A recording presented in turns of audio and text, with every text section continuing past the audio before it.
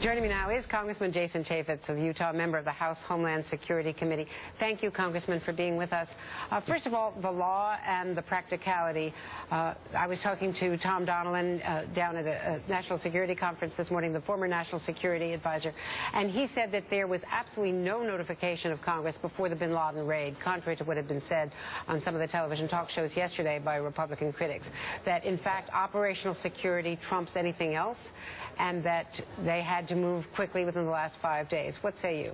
Well, there is law on the books, evidently, that says that the president shall consult with Congress. And I think that's why you're going to have congressional investigations, and that's why we should dive deeper into this. They may not have come to the same conclusion if they had talked to the Congress. Well, there is the law that says that for 30 days, they have to have a 30-day notification before any releases from Guantanamo.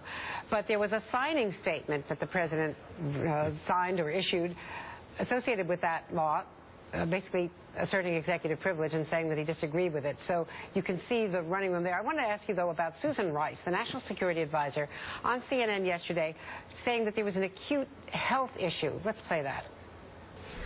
Given the acute urgency of the health condition of Sergeant Bergdahl, and given the president's constitutional responsibilities, it was determined that it was necessary and appropriate not to adhere to the 30-day notification requirement, because it would have potentially meant that the opportunity to get Sergeant Bergdahl would have been lost. Are you persuaded, or is Congress going to look into what this acute health issue was? Because he was clearly well enough to be loaded on the chopper, to have written a note, SF, meaning Special Forces. He's now in Germany. They say he is in stable condition or serious condition. I will check that fact. Jim Miklaszewski was just reporting it from the Pentagon. Somebody can help me with that. But stable condition, I'm told. What was the acute health crisis that you think dictated that this be done without congressional notification? Well, to your first point about the president signing into law something he thought was unconstitutional begs its own question. Why would he sign something into law if he thought it was unconstitutional? Well, it's part of the Defense Authorization Act, so yeah, you know the answer to that yourself. You can't veto those types of things, and to just flippantly say, oh, well, I'll go ahead and sign this even though I think it's unconstitutional, it has some concerns.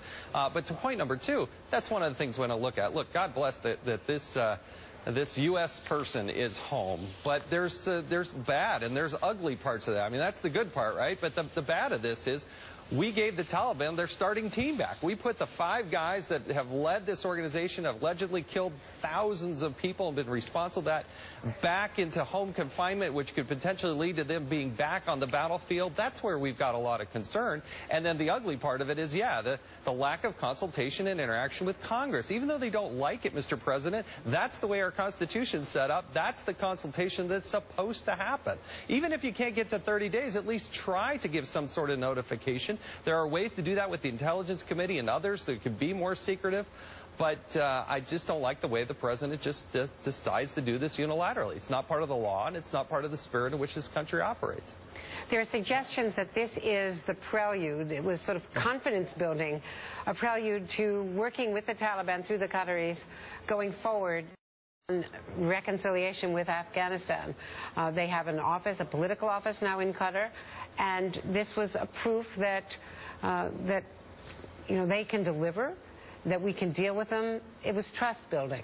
Well, let's be honest. The president, the White House, the United States of America was negotiating with terrorists. And for the White House to suggest it was anything short of that just has absolutely no credibility. If they're going to try to establish credibility in the United States of America, let's be honest, we were negotiating with terrorists, which is a massive change in public policy. If candidate Barack Obama was debating with John McCain or with Mitt Romney, for that matter, and said, well, what I'm going to do is if we have this hostage situation, we're going to negotiate with terrorists. Do we really think that he would actually be the president? No, it's a massive shift in public policy. I don't think it strengthens us. I think it actually weakens us. I think it puts people in harm's danger over the long term. That's the big concern, is the big picture. You got to look at this in the sober light of day and make these decisions, not the emotion of course we want to bring the American home, but in the sober light of day, we need to have these public policy discussions. Negotiating with terrorists is just not something I think we should be doing. Well, they say, of course, that they were working through the middlemen, the Qataris. But would you leave Bergdahl there, then, if that's the only choice? Would you leave an American sergeant in captivity at the price of dealing through a third party to bring him home? The price is not just dealing with a third party. We've actually got some decent relationships there with the gutter government and whatnot. But you took the starting five, the big five. These are not Kiwanis Club members gone awry, Andrea. These are some of the worst, most nefarious characters on the face of the planet that have been responsible, allegedly, for killing thousands of people. That's why we had them in Guantanamo Bay.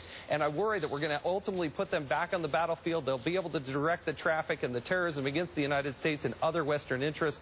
I feel for the people that are serving overseas that I think will increasingly targets of these types of terrorists moving forward, because they get a victory out of this. But of course we want to bring our American home, but at what price? And that needs more discussion. Jason Chaffetz, thank you, Congressman. Thanks.